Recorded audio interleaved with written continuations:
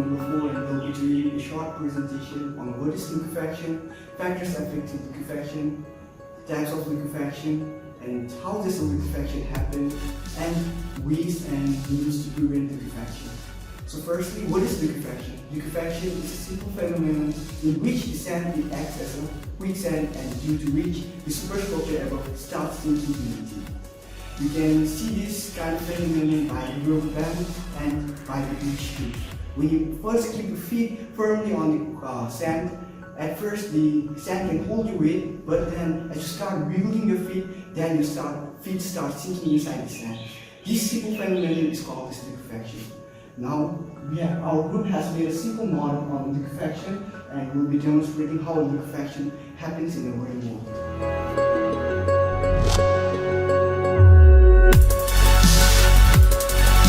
The main aim of our model is to demonstrate soil liquefaction and its significance in geophysical hazards. This model behind me is a drawdown scale of a typical liquefaction drilling.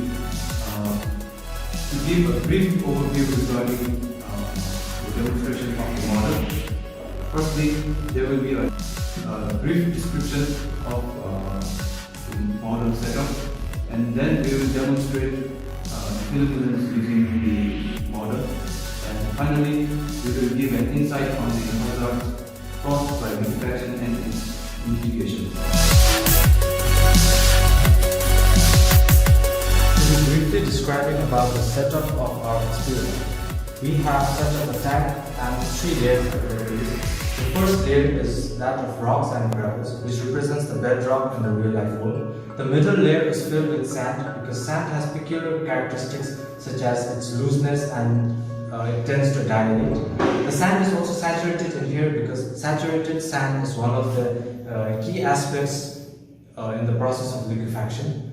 The top layer is that of any normal soil that you find in and around, which is used for any sorts of construction activities.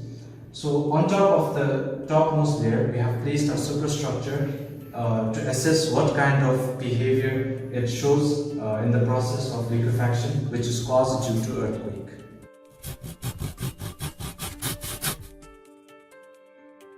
Now I will be talking about the working of our model. Our setup is induced with force shaking in lateral directions resembling an earthquake.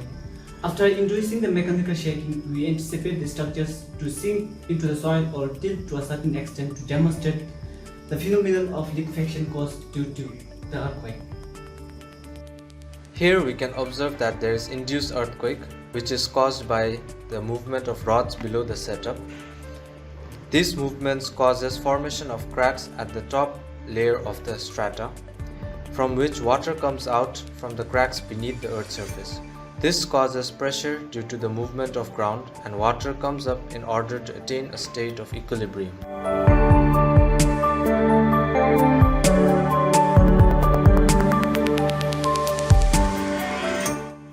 Here we notice that the superstructures are sinking below the earth's surface.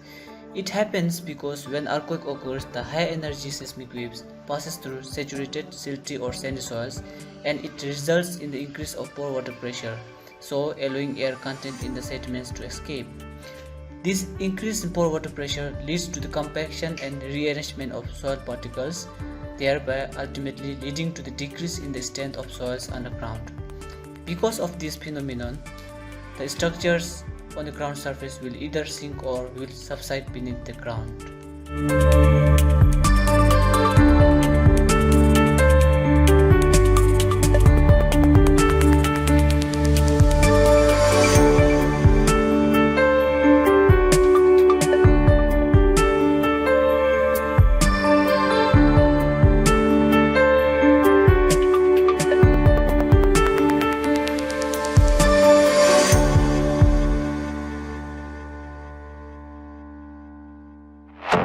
Notice that due to the earthquake and liquefaction, the superstructures have sunken below the ground surface. We can also see that the taller buildings have tilted away from its mean position. Due to this brick's motion, the two structures have come close to each other. Furthermore, the structures are vulnerable to being engulfed by the soil after its settlement. This causes extreme instability of the structure, which poses threat to the lives of the people. So to describe the effect of liquefaction, it causes the structural instability in buildings, dams, pipelines, and it even leads to the loss of human life. In order to prevent the occurrence of liquefaction are foundation soil method. One type of improvement is to replace the substable soil with appropriate amount of gravel. Another method can be mitigation method. It is a method that has been carried out by earthquake incidents where very soil are compacted by depth vibrator, dynamic compaction, and vibro stone columns. This method densifies soil and enables building to avoid soil liquefaction.